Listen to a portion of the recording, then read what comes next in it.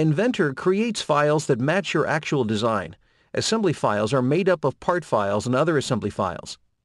I think of an assembly as a container.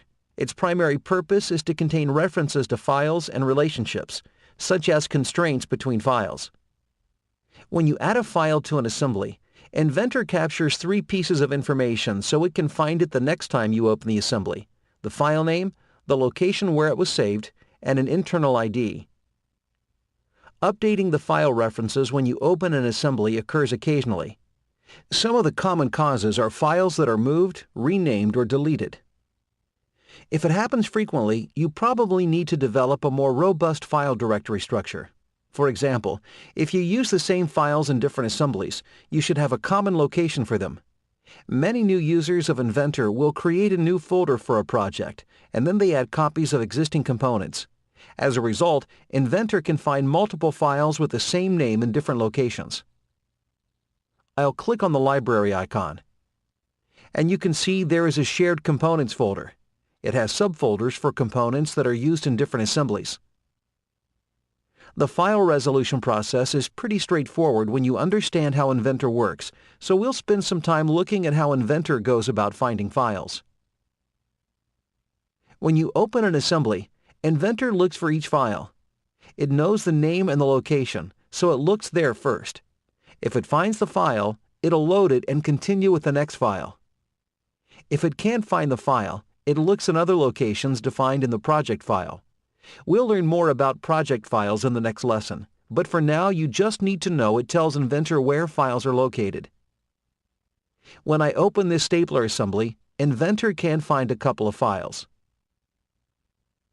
Inventor can't find this stapler bushing, so it displays the Resolve Link dialog. It is similar to the Open dialog, but it has some extra fields with information about the file and the parent assembly at the bottom. The part file name and the original location are shown. This is a shared component, so the location is correct. When I scroll through the parts, I can see there's a staple hinge bushing. The original file is missing the word hinge, so it was probably renamed. When I click Open, an Inventor recognizes it is the correct file and then continues checking the rest of the files.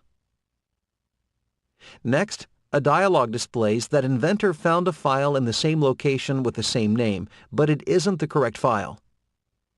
The dialog warns that all constraints and other relationships will probably be lost. I'm not sure if I want to use the part, so I'll click No. The Resolve Link dialog displays again, but this time I'll click Skip. A warning dialog displays, and I'll click OK to continue. A question mark glyph displays next to the assembly and the part in the browser. The part also has a gray icon and Unresolved is added after the name. I want to see if the other file Inventor found will work. So I'll right-click on the part and go to Component, Replace.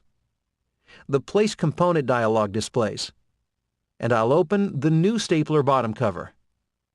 I'll also click OK in the warning dialog. The Constraint Error dialog displays showing 2 constraints failed. I'll click Accept. The bottom cover is added to the model, but I still need to investigate and see why the part was changed.